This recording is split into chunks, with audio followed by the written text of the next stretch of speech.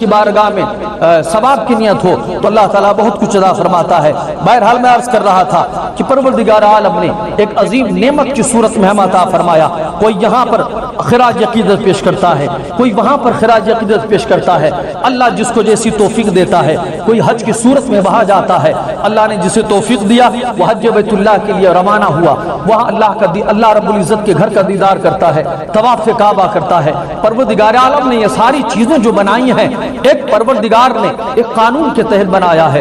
اللہ تعالیٰ نے ایک بہترین قانون اور ضابطہ بنا دیا ہے کہ میرے بندو تم یہاں رہو یا میرے گھر میں سب سے بڑے مکہ معظمہ میں آ جاؤ، خانہ کعبہ میں آ جاؤ، سنت طیبہ تمہیں یہاں بھی ادا کرنی ہے، تمہیں وہاں بھی ادا کرنی ہے۔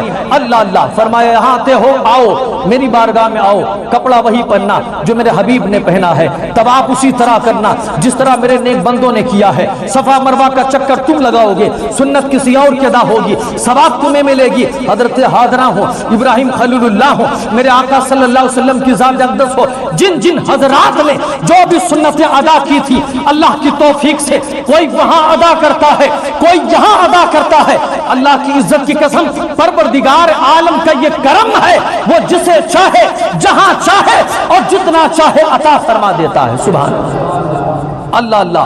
جانور ذبح کرو، وہاں بھی لوگ جانور ذبح کرتے ہیں، یہاں بھی ذبح کیا جاتا ہے۔ حضرت ابراہیم خلیل اللہ کی سنت کو آپ امام سے بتائیں کہ پوری دنیا میں کون سا ایسا خطہ ہے کہ جہاں پر ابراہیم خلیل اللہ کی سنت طیبہ کو ادا نہیں کیا جاتا ہے۔ گویا رب قدیر نے فرمایا ہے میرے محبوب بندوں بندیوں، تمہاری ان تمام جو تم نے کام کیے ہیں ان تمام کاموں کو ہم اپنے بندوں پر فرض اور واجب اس طرح کریں گے، اگر وہ جب تک عمل نہ کریں گے نہ وہ حاجی بن سکتے ہیں نہ نمازی بن سکتے ہیں۔ سبحان اللہ، نہ حاجی بن سکتے ہیں نہ نمازی بن سکتے ہیں۔ اس لیے حضرت ابراہیم علیہ السلام کی سنت طیبہ صبح قیامت تک زندہ کی جاتی رہے گی، اور قربانی یا تو حضرت ابراہیم علیہ السلام کی سنت اور قرب خدا بندی کا ایک ذریعہ ہوتا ہے۔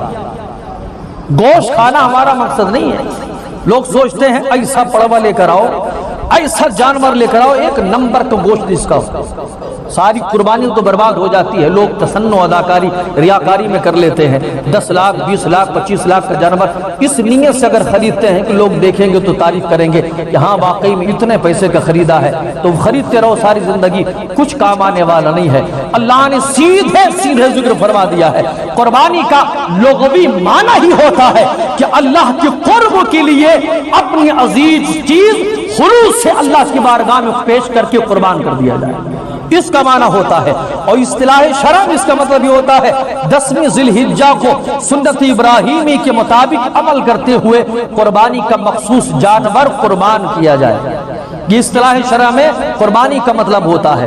اب اس کے بارے میں آپ ذرا دیکھیں، اللہ کبھی بھی ذرہ برابر بھی اگر گھمنڈ آیا، ذرہ برابر بھی ریاکاری آئی، ذرہ برابر بھی تصنع اداکاری آئی کہ مجھے گوشت کھانا ہے یا مجھے دکھانا ہے کہ میں نے کتنے پیسے کا جانور خریدا ہے، نہیں، یہ تمام چیزیں والا طاق رکھو، قربانی کرتے جاؤ اور پڑھتے جاؤ قل ان صلاتی و نسکی و محیایا و مماتی للہ رب العالمین لا شریک لہ وبذالک امرت وانا اول المسلمین۔ پروردگار یہ زندگی بھی تیری ہے، یہ موت بھی تیری ہے، یہ رزق بھی تیرا ہے، یہ قربانی بھی تیری ہے۔ الہی میں مسلمان ہوں تو صرف تیری عطا سے مسلمان ہوں، تیرے حبیب کے کرم سے مسلمان ہوں، جو کچھ بھی ہے کچھ میرا نہیں ہے، سب تیرا عطا کر دیا چیز ہے۔ پروردگار سب تیرے نام پر اور تیرے ذکر پر ساری چیزیں قربان ہیں۔ سبحان اللہ۔ تو یہ یاد رکھیں کہ ذرہ برابر بھی، چونکہ ہمارا گوشت اللہ کی بارگاہ میں نہیں پہنچتا ہے، خون اللہ کی بارگاہ میں نہیں پہنچتا ہے، ہڈیاں اللہ کی بارگاہ میں نہیں پہنچتی ہیں۔ اللہ تعالیٰ نے صاف یہاں بیان فرما دیا لن ینال اللہ لحومها ولا دماؤها ولکن ینالہ التقوی۔ فرماتا ہے اللہ کو ہرگز نہ ان کا گوشت پہنچتے ہیں نہ ان کے خون پہنچتے ہیں، اگر کچھ پہنچتا ہے تو بندے کے نیک اعمال اس کا تقوی پہنچتا ہے۔ اللہ نے صاف قرآن میں فرما دیا ہے، حضور فرماتے ان اللہ لا ينظر الى صورکم ولا الى الوانکم ولکن ينظر الى قلوبکم واعمالکم۔ اللہ کے نبی فرماتے ہیں بے شک اللہ نہ تمہاری صورت دیکھتا ہے نہ تمہارے رنگ دیکھتا ہے، اگر اللہ کسی پر نظر کرتا ہے تو تمہارے دل دیکھتا ہے، تمہارے اعمال کو دیکھا کرتا ہے۔ تو اس لیے نیت اچھی ہوگی انشاءاللہ منزل آسان ہو جائے گی۔ آپ یہ جان لیں کہ یہ جو جتنی فضیلتیں بیان کی گئیں قربانیوں کی، جتنی فضیلتیں بیان کی گئی ہیں، یہ اسی وقت ثواب ملے گا جب آپ کی نیت اچھی ہوگی۔ اگر نیت میں خلوص ہے اور صرف اللہ کے لیے ہے، تبھی تمام اللہ رب العزت جو بھی نیکیاں اللہ اپنے بندوں کو عطا فرماتا ہے۔ حضرت مولا علی کرم اللہ تعالی وجہ الکریم فرماتے ہیں، چونکہ یہ فضیلتیں ہیں اکثر بیان ہوتی ہیں، حضرت مولا علی فرماتے جو شخص قربانی کے جانور کو خریدتا ہے، خریدنے کے لیے گھر سے نکلتا ہے، تو اللہ تعالیٰ ہر قدم کے بدلے اسے 10 نیکیاں عطا فرماتا ہے۔ اب اگر یہاں سے کوئی سلطان پور تک جائے تو آپ بتاؤ اس میں کتنی نیکیاں اللہ تعالیٰ اس کے نام عمل میں لکھی۔ اب اس کا مطلب نہیں آپ سواری سے جاتے ہو تو لوگ پوچھ لیں کہ ہم سواری سے جاتے ہیں تو اس میں قدم کہاں، آپ سواری سے جاؤ کہ ہوائی جہاز سے جاؤ، کسی سے جاؤ، لیکن وہ مسافت جو طے ہوتی ہے وہ ہر قدم کے بدلے اللہ تمہیں نیکیاں عطا فرماتا ہے۔ حضرت مولا علی فرماتے ہیں ایک ایک قدم پر اللہ 10 نیکیاں عطا فرماتا ہے اور اس کے 10 گناہ کو معاف فرما دیتا ہے، اس کے 10 درجے بلند فرما دیتا ہے۔ سبحان اللہ۔ وہ فرماتے جب وہ جانور کے مالک سے گفتگو کرتا ہے تو اس گفتگو کو اللہ اپنی تسبیح بنا لیتا ہے، اس گفتگو کو اللہ اپنی تسبیح بنا لیتا ہے۔ پھر وہ جب جانور کو لے لیتا ہے اور جب درہم دیتا ہے، دینار دیتا ہے، اللہ اللہ جب اسے روپیہ عطا کرتا ہے، اسے دیتا ہے قیمت، تو اللہ تعالیٰ ایک روپے کے بدلے اسے 700 نیکی عطا فرماتا ہے۔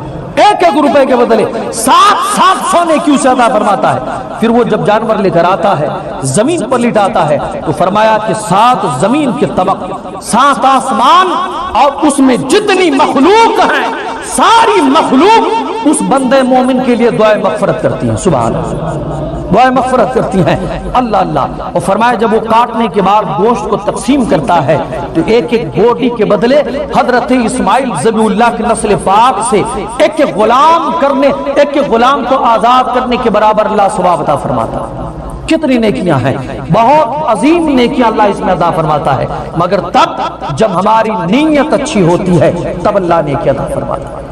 حضرت داؤد علیہ الصلوۃ والتسلیم سے اللہ نے فرمایا ان الضحایا ہی المطایا ترفع البلایا بہا یوم القیامہ، فرماتا یہ قربانی اللہ کی وہ نعمت ہے کہ جو قیامت کے دن تمہاری سواریاں ہوں گی اور تم کو آسانیاں تم کو دیں گی، اور قیامت کے میدان میں جب بلائیں مصیبتیں ہوں گی تو فرمایا یہی سواریاں اللہ تعالیٰ کے کرم سے تمہیں ہر بلا سے تمہاری حفاظت فرماتی ہوئی نظر آئیں گی۔ اتنا ثواب اللہ تعالیٰ اس میں عطا فرماتا ہے۔ مگر ایک بات یاد رکھیں، یہ قربانی ہے، ہم قربانی کرتے ہیں، جانور خرید کے لاتے ہیں، مگر اس میں بار بار یہ جو ذکر کیا جاتا ہے کہ خبردار کبھی بھی نیت خراب نہ کریں۔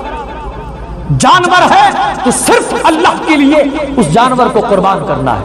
حضرت ابراہیم خلیل اللہ کی سنت طیبہ نے اس قربانی نے ہمیں ہزاروں سبق عطا فرمائے ہیں۔ ایک سبق یہ بھی دیا اس قربانی نے کہ ہر حال میں تم اللہ سے راضی رہے۔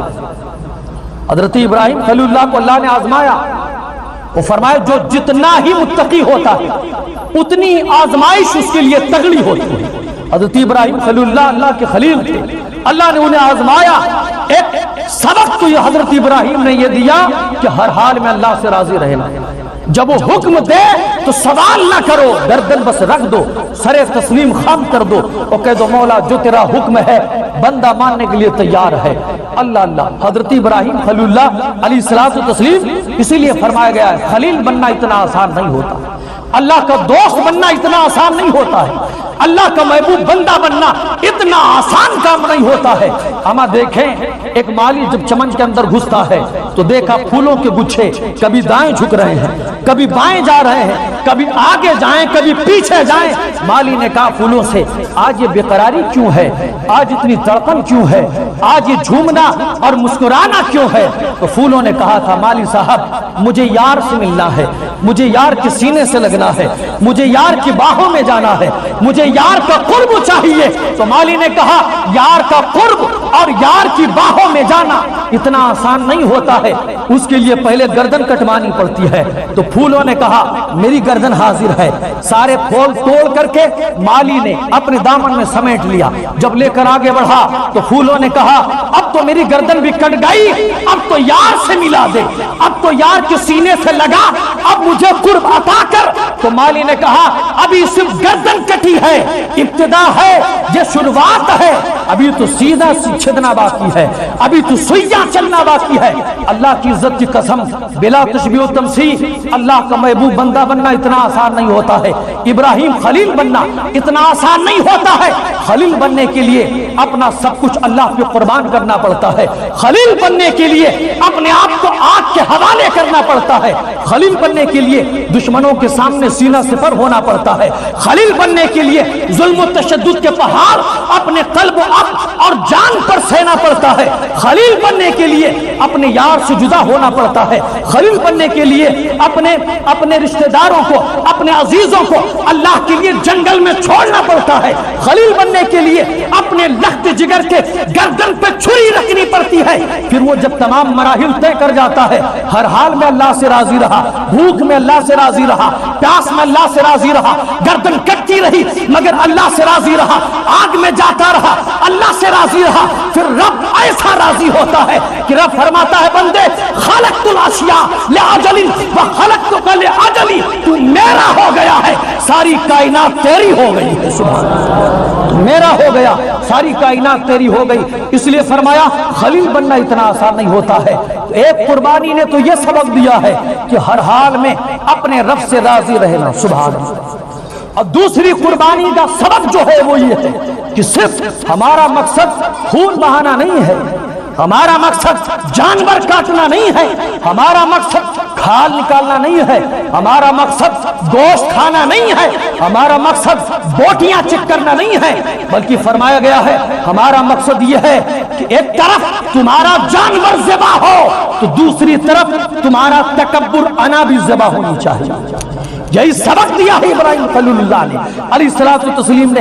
یاد رکھنا، فرماتے ہیں ایک طرف چھری تمہارے جانور پہ چل رہی ہو تو دوسری طرف چھری تمہاری بدعمالیوں پر بھی چل رہی ہو، تمہاری انا پہ چلے، تمہاری تکبر پہ چلے، تمہارے گھمنڈ پہ چلے اور تمہاری بدعمالیوں پہ چلے، ورنہ پھر کوئی فائدہ نہیں ہے۔ اسی لیے فرمایا ہم نے قربانی تو کر دی، ہم نے جانور تو کاٹ دیے مگر اپنے انا کو نہ کاٹا، اپنے تکبر کو نہ کاٹا، اپنی بدعمالیوں کو نہ کاٹا، ہم اکڑے رہے، ہم گھمنڈ تکبر میں اکڑے رہے، ہماری بدعمالیاں ہمارے سروں پر چڑھی رہی۔